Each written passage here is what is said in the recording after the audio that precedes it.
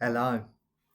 So, there's a misconception that risk management is primarily related to the risk percentage per trade.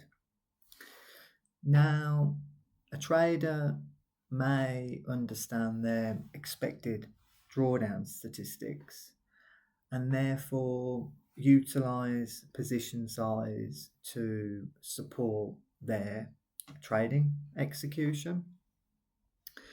However, they may be missing some key structural factors, and we're going to expand on that now with an example. So, here we have some expected trading statistics versus actual trading statistics. Firstly, we have a back-tested sample of 500 trades with a risk per trade of 0.5%. This calculates an expected consecutive number of losses of up to 10 losses, and these numbers combine to calculate an expected drawdown of up to 5%. So you move over to the live environment and start with a small sample of 100 trades. However, the actual consecutive number of losses is up to 15, and therefore these numbers combine to calculate an actual drawdown of up to 7.5%.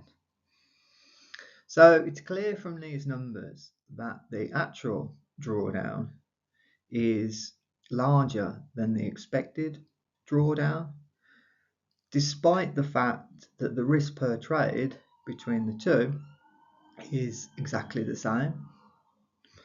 Now, a trader may identify this problem a little bit earlier with an increase in volatility and fluctuations in their equity curve, and therefore may want to get to the root cause of the problem.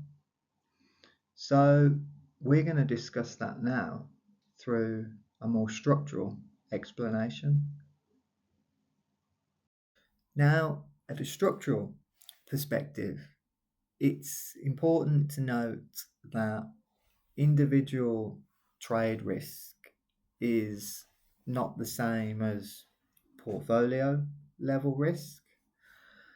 And therefore, if you're taking multiple trades, you need to understand the dependency between the positions through correlation and also how they link together to market themes and therefore concentrate the risk.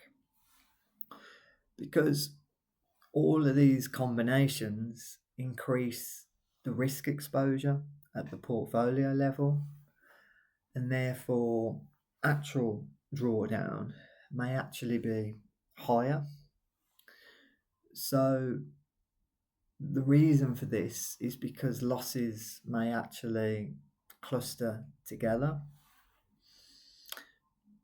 This highlights that if you're looking to add additional trades, it's important to ask key questions such as, is this trade linked to other trades within the portfolio?